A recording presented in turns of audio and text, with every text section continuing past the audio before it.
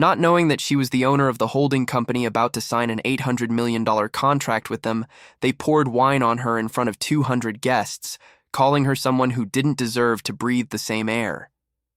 No one imagined that the woman they ridiculed was the angel investor behind the entire operation. Cell phones were filming, whispers were running faster than high-frequency trading algorithms, and something shifted in her eyes when she left without saying a word. The consequences began even before they realized she had already acted. Before we continue, take the opportunity to subscribe to the channel. Your support means the world to us and helps us bring even stronger stories. Now let's get started. You know those nights in Manhattan when everything seems impeccable on the outside, but there is something rotten hidden behind the glitter? It was on a night like that, with the wind howling off the Hudson River, that Maya Sterling entered the grand ballroom of the Imperial Hotel. She wore a tailored cream-colored suit, her natural hair styled in an elegant high chignon, and a simple vintage watch on her wrist. It was the kind of understated luxury, quiet luxury, that the new rich ignore because it doesn't scream for attention. Maya preferred it that way. She liked to keep people in doubt.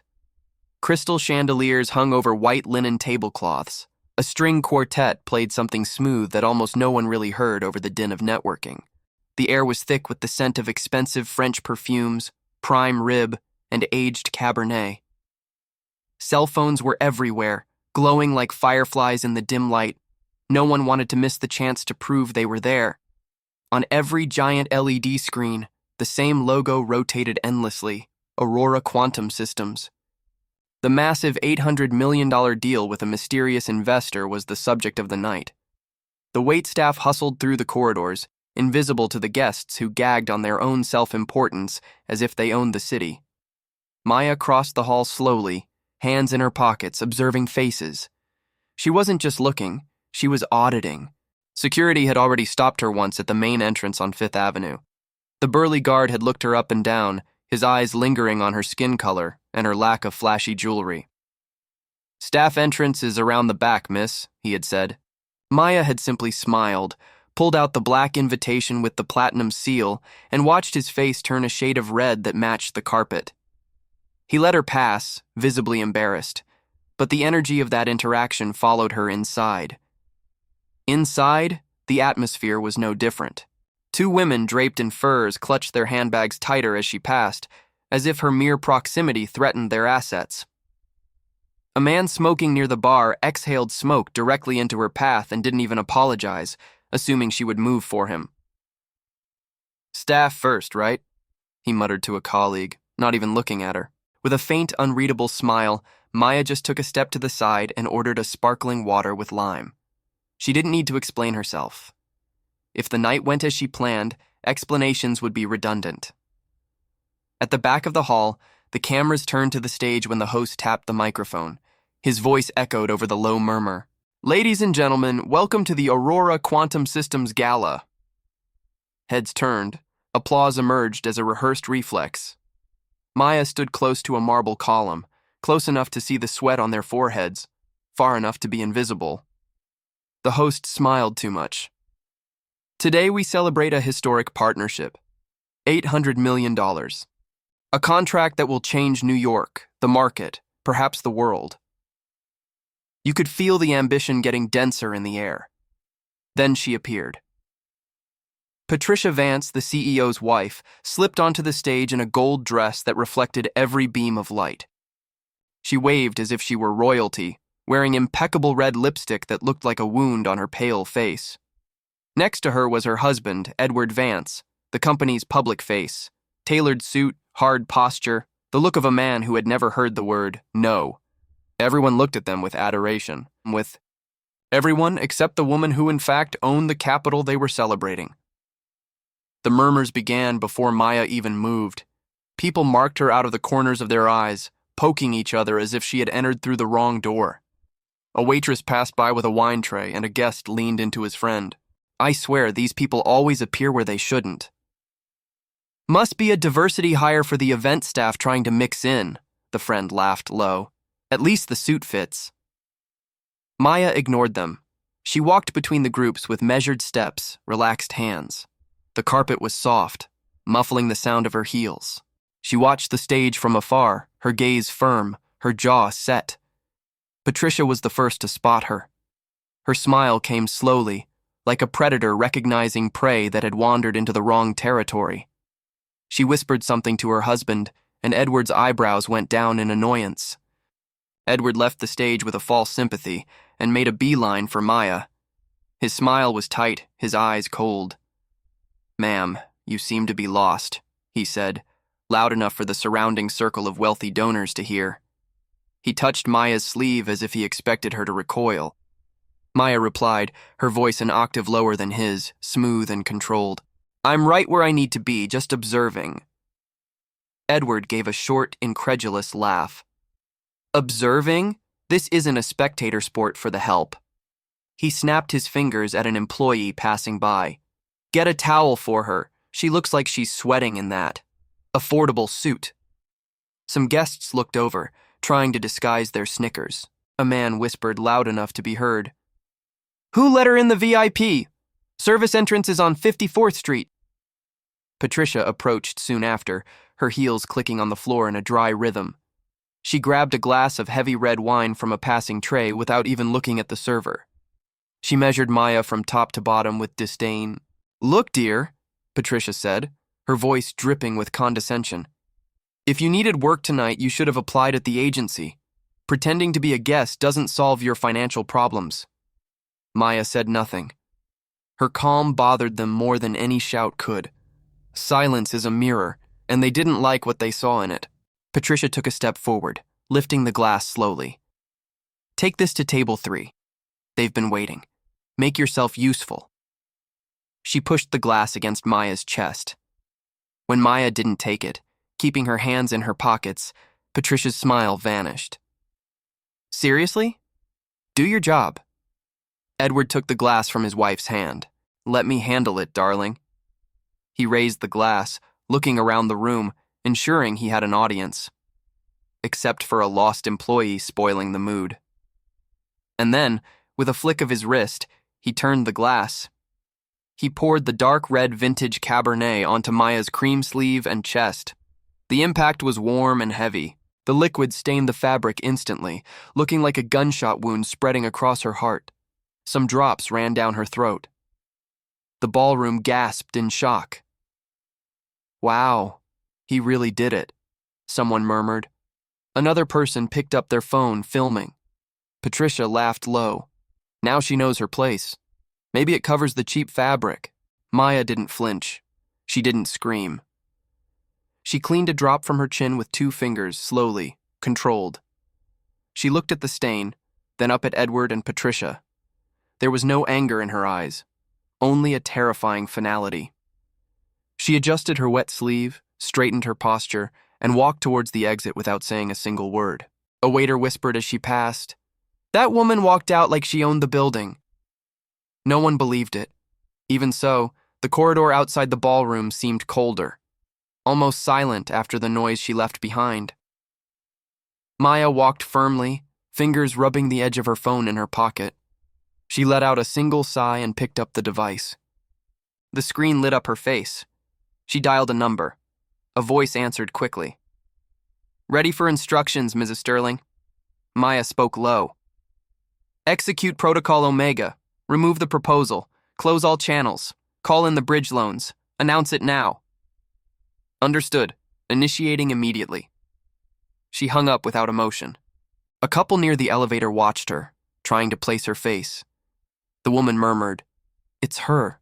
That's Maya Sterling, the venture capitalist from Chicago." Oh my God, they soaked Maya Sterling in wine. The man next to her shook his head, pale. "Rich people never think the quiet ones can bite. They just killed their own company." Maya pressed the elevator button. As she went down, she loosened her collar. The smell of wine was pungent. The elevator played soft music, oblivious to the destruction she had just authorized. When the doors opened, the lobby was full of guests leaving for calls or drinks. Someone saw the stain and whispered, "That's her." Outside, the New York night air was biting, enough to make her mind even clearer. A valet came running, but Maya raised her hand calmly. "You don't have to. My driver is here." When Maya crossed the hotel entrance, the light from the ballroom shone brightly on the sidewalk. The music inside swelled, and then, suddenly, it stopped. People turned to the confused glass doors. "Why did everything stop?" a man near the entrance commented. "Did the power go out?" Maya arrived at the corner where a black SUV waited. Her cell phone vibrated again. Direct message delivery confirmed. Partners notified. The algorithm is live. Behind her, the hotel's glass doors opened with force. Voices rose in shock, chairs dragged, a panic moved through the lobby. Guests ran to understand what had happened. Maya did not turn. She just stepped into her car, shoulders relaxed, with the same silent certainty she had held since she walked in. While the city followed its rhythm, the first shake of the consequences began inside the room she had just left. Inside, everything collapsed at once. The music stopped in the middle of a note. The giant LED screens flickered and went black, then rebooted with a system error. The host froze with a smile halfway on his face. A tall, gray-haired man, the CFO of Aurora, crossed the tables quickly, his cell phone glued to his ear. His face was a mask of terror. He whispered something in the host's ear, who went pale. Edward realized it first. "What's going on?" he demanded, stepping off the stage. The host swallowed dry. "The signature was suspended, sir." The hall exploded. Conversations rose at the same time, sharp like waves of panic. "Suspended? Why?" a woman asked her partner. "This is impossible. No one freezes an $800 million contract in the middle of a gala." Patricia tried to keep her pose, but her hand was shaking. She leaned over to the CFO. "Who gave that order?" The CFO hardly dared to speak. "It came from the holding company, Sterling Ventures. They triggered the bad actor clause." Edward clenched his jaw. "Sterling Ventures? That's just the money. I'll call the board." "Sir," the CFO's voice cracked, "you don't understand. The notification came with a video." Through the hall, executives checked their cell phones. Alerts appeared quickly, one worse than the other. One of them shouted, "All accounts linked to Aurora Quantum have been frozen by the creditor." Another added, "Investors are dumping the stock. It's in freefall. My screen is just red." A heavy silence began to swallow the place. Then someone near the door poked their friend and said, "Look at this." A video was running on social media, trending #1 globally within minutes. The caption read, "Aurora CEO assaults main investor at gala." The video showed the scene clearly. Edward pouring wine on Maya, Patricia laughing next to him, the sneering comments about her being staff. Edward blinked, unable to believe it. Cancelled? Without warning, without negotiation? A board member stormed up to him, furious. "This is disastrous. Do you know who you offended? That wasn't a waitress, you idiot. That was Maya Sterling. She owns the bank that holds our debt." Edward's face drained of blood. She is the investor?" "She is the market," the board member screamed. Patricia put her hand to her forehead, smearing her makeup. "We threw wine on the owner." The fall came with total force. Guests moved away from them as if they were contagious. Some left in silence. Others filmed everything. The future of Aurora Quantum cracked there, live on the internet. But the true horror for Edward and Patricia was just beginning. The next morning came heavy. Before the sun rose, headlines already dominated all the screens. The wine video repeated non-stop. The comments destroyed them mercilessly. Investors fled, partners canceled. The board of directors demanded their resignation in the middle of the night. Patricia barely slept.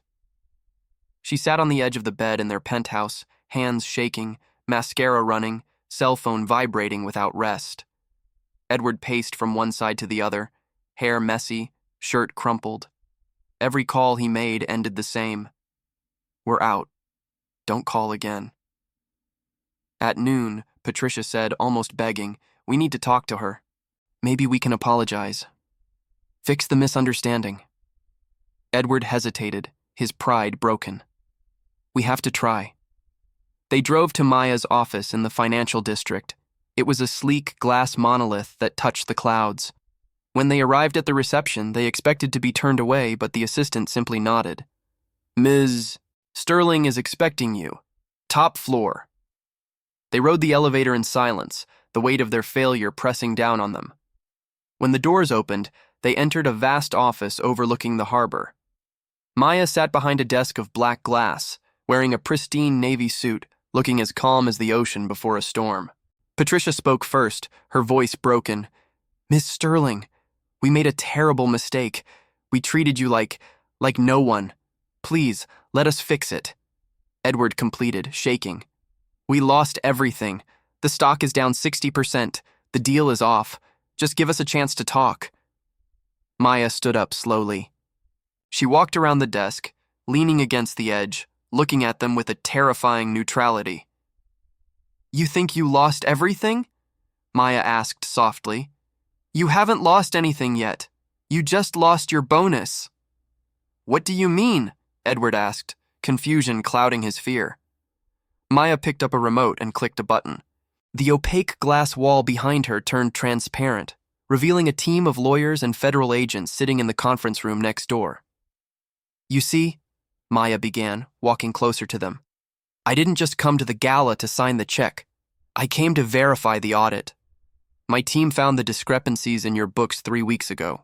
You were inflating your numbers to secure my $800 million investment to cover up a $200 million hole in your pension fund. That's fraud, Edward." Edward's knees buckled. Patricia gasped, clutching his arm. "I was going to give you a chance," Maya continued, her voice cold steel. "I wanted to meet you, look you in the eye, and see if it was incompetence or malice. I wanted to see if there was any humanity worth saving in Aurora." She gestured to her chest, where the wine stain had been the night before. "You gave me my answer. You showed me exactly who you are. And by humiliating me, you activated the moral turpitude clause in the preliminary agreement we signed last month." Edward stared at her. The moral clause?" "Yes," Maya smiled, and it was the smile of a shark. "It states that if the executive leadership engages in public conduct that damages the brand's reputation or demonstrates gross ethical negligence, the creditor, me, has the right to convert the debt into equity immediately at a discounted rate." She tossed a file onto the table. "As of 9 a.m. this morning, I exercised that right.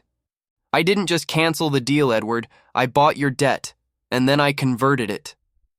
She leaned in close, whispering, "I own Aurora Quantum Systems now. I own your building. I own your intellectual property, and I own the evidence of your fraud." Patricia began to sob. "Please, don't do this." "It's already done," Maya said, turning her back on them. "The agents in the next room are waiting to escort you out, not out of the building, out of society. You're going to prison for fraud, and you're going to do it while bankrupt." Maya pressed the intercom button on her desk. "Send them in." The doors to the conference room opened. The federal agents stepped out, handcuffs ready. Edward and Patricia looked at Maya one last time, pleading with their eyes, but she was already looking at her computer screen, checking the stock price of her new acquisition, which was already beginning to stabilize under her leadership. "Walk carefully," Maya said without looking up, repeating the lesson they failed to learn. "The world is smaller than it seems, and you never know who is holding the keys." As they were led away in handcuffs, the live stream from the street below showed the paparazzi waiting. They had lost their company, their fortune, and their freedom, all because they couldn't see the power in a woman they deemed beneath them. Their lives were over. Maya's empire was just beginning. If you want more stories where the game turns in a single moment and justice is served cold, subscribe to the channel and stay with us.